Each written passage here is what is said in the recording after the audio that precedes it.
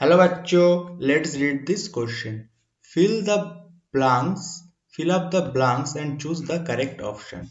First, it is given that skin color inheritance in man is an example of dash inheritance, that is pointed as A. A cross can be used to ascertain whether a dominant phenotype is homozygous or heterozygous is termed B. In C, inheritance maternal influence is more among the offspring and the options are given. सो यहाँ पे हमें statement दिए, filling the blanks दिया हुआ है, यहाँ पे हमें फिल करना है इसको और हमें ऑप्शंस यहाँ पे दिया हुआ है ए बी सी. फर्स्ट में यहाँ पे दिया हुआ है quantity reciprocal cross autosomal, then second में दिया हुआ है monogenic out cross extra nuclear, फिर थर्ड में दिया हुआ है पॉलीजेनिक टेस्ट क्रॉस साइटोप्लाज्मिक और फोर्थ में दिया हुआ है क्वालिटेटिव मोनोहाइब्रिड क्रॉस और सेक्स लिंक. तो हम पहले से शुरू करते. तो यहाँ पे बहुत सारे की कॉन्सेप्ट इन्वॉल्व है. तो पहला जो हमें दिख रहा है स्किन कलर, तो इसको सॉल्व करने के लिए जो की कॉन्सेप्ट हमें पता होना चाहिए, दैट इज पॉलीजेनिक इनहेरिटेंस. की concept is polygenic inheritance. Polygenic inheritance क्या होता है उसी को हम यहाँ पे डिस्कस करेंगे.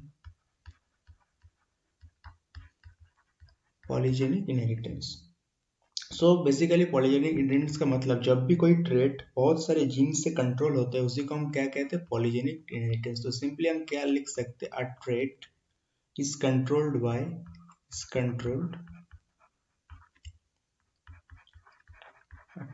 Controlled by many jeans.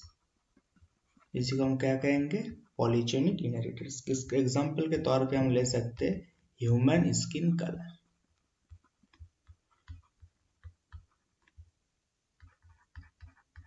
तो फर्स्ट ए का जो आंसर हो जाएगा यहाँ पे क्या हो जाएगा, ये हो जाएगा पॉलीजेनिक.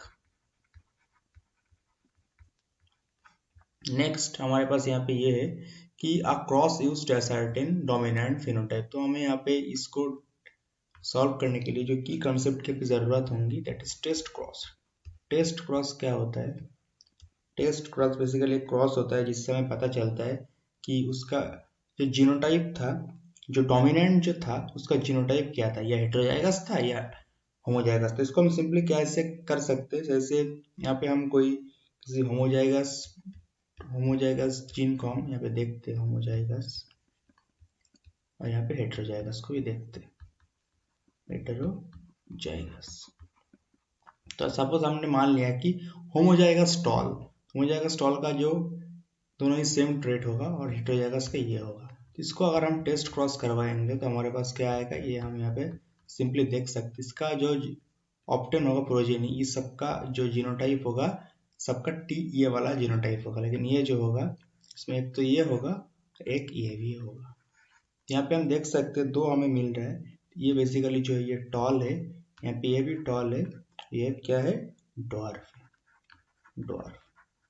तो हम यहाँ पे क्या पता चला कि अगर वो होमोजाइगस टॉल होगा तो वहाँ पे जो ऑफस्प्रिंग जो होंगे टेस्ट क्रॉस करवाने के बाद सारे टॉल आएंगे, लेकिन अगर हेटेरोजाइगस होंगे टॉल भी आएंगे और डॉर्फ भी आएंगे. तो बी का जो आंसर हो जाएगा ये यहाँ पे क्या हो जाएगा, टेस्ट क्रॉस.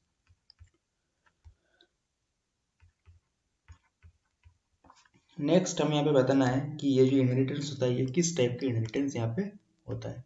तो ये बेसिकली जो इनहेरिटेंस होता है यहाँ पे मैटरनल इन्फ्लुएंस ज्यादा रहता है. इसको हम क्या कहते हैं, इसको हम कहते हैं cytoplasmic inheritance. Cytoplasmic inheritance. Cytoplasmic inheritance. तो इसका मतलब होता है कि the transmission of gene occur outside the nucleus. The transmission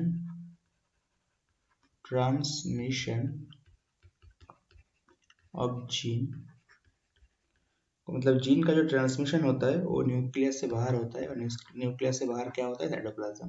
transmission of gene occurs outside the nucleus. अब यहाँ पे हमें ये पता करना पड़ेगा, बेसिकली ये हमें जानना पड़ेगा इस क्वेश्चन में कि यहाँ पे मैटरनल इन्फ्लुएंस क्यों ज्यादा होता है साइटोप्लाज्मिक इनहेरिटेंस में. तो बेसिकली ये है कि प्लाज्मा का जो जीन होता है वो plasma genes are mostly received by, plasma का जो जीन होता है वो एक साइटोप्लाज्म से. सो हम यहाँ पे लिख सकते हैं कि एक का जो साइटोप्लाज्म होते हैं उससे प्लाज्मा जीन ज़्यादा रिसीव होता है rather than sperm cytoplasm. सो हम यहाँ पे सिंपली कॉइन कर सकते हैं कि plasma genes are mostly received by plasma genes are mostly received